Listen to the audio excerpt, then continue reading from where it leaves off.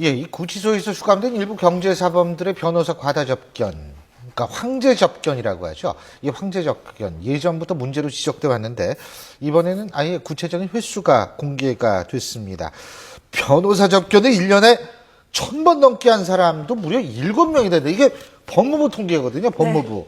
전국 구치소 수용자 변호사 접견 현황. 여기에 나온 거니까 이건 정부기관에서 얘기한 건데. 최 변호사님, 같은 변호사로서 어떻게 보세요?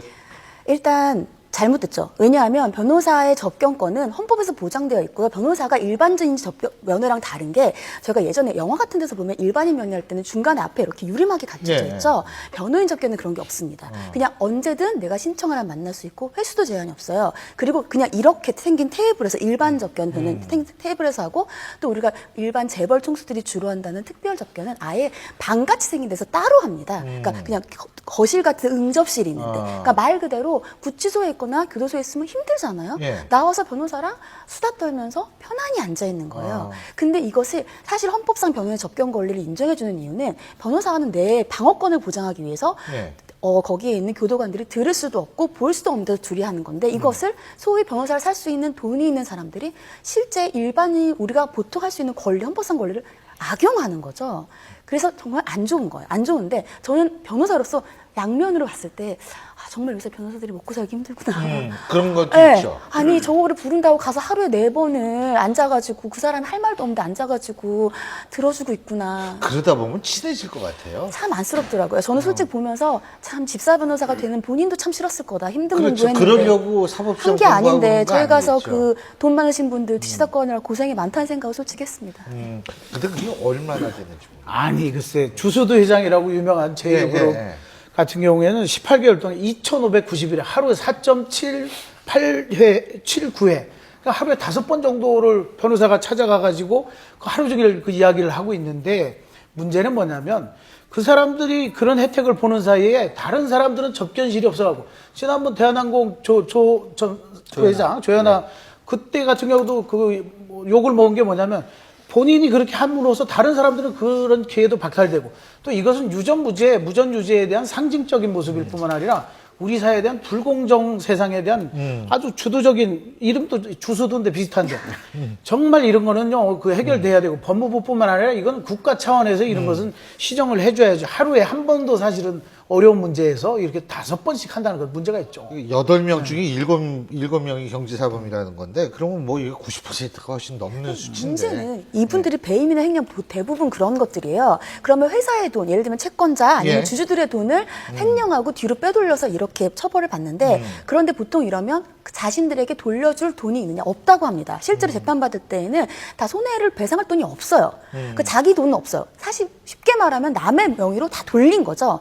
그런 배상을 해줄 돈은 피해자한테 배상을 줄 돈은 없으면서 자기들은 하루에 4번씩 변호사 부를 돈은 있다는 거잖아요. 이게 사실은 굉장히 문제가 있는 거죠.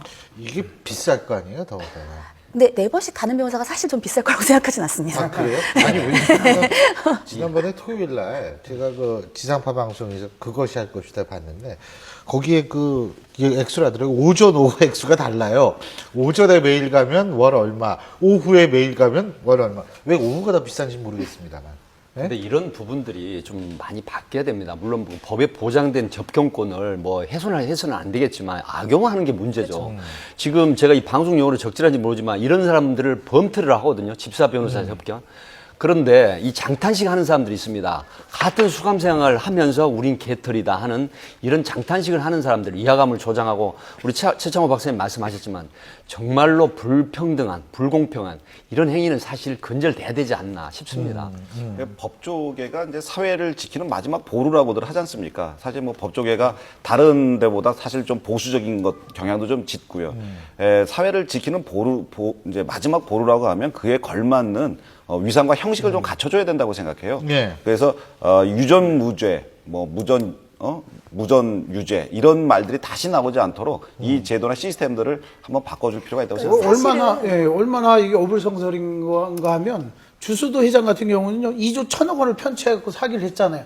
세금만 800억이 체납돼 있는 사람이 하루에 4-5번의 변호사 접견을 한다는 사실은 이런 세상의 아이러니가 어디 있어요? 헌법상 보장된 권리라 아까 팀장님께서 설명하셨지만 이것을 제한하면 안 됩니다. 그러니까 접견권은 보장해줘야 된다고 생각하는데 접견권을 훼손하면 안 되지만 예를 들어 나중에 일정한 요건이 되었어요. 가석방 같은 거 심사할 거 아닙니까?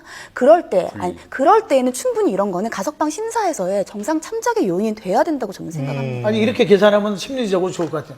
아 밖에 특별 접견한 그 시간만큼은 저기 교도소 수감을 더 오래 시킨다면 안 할 것 같은데 그죠?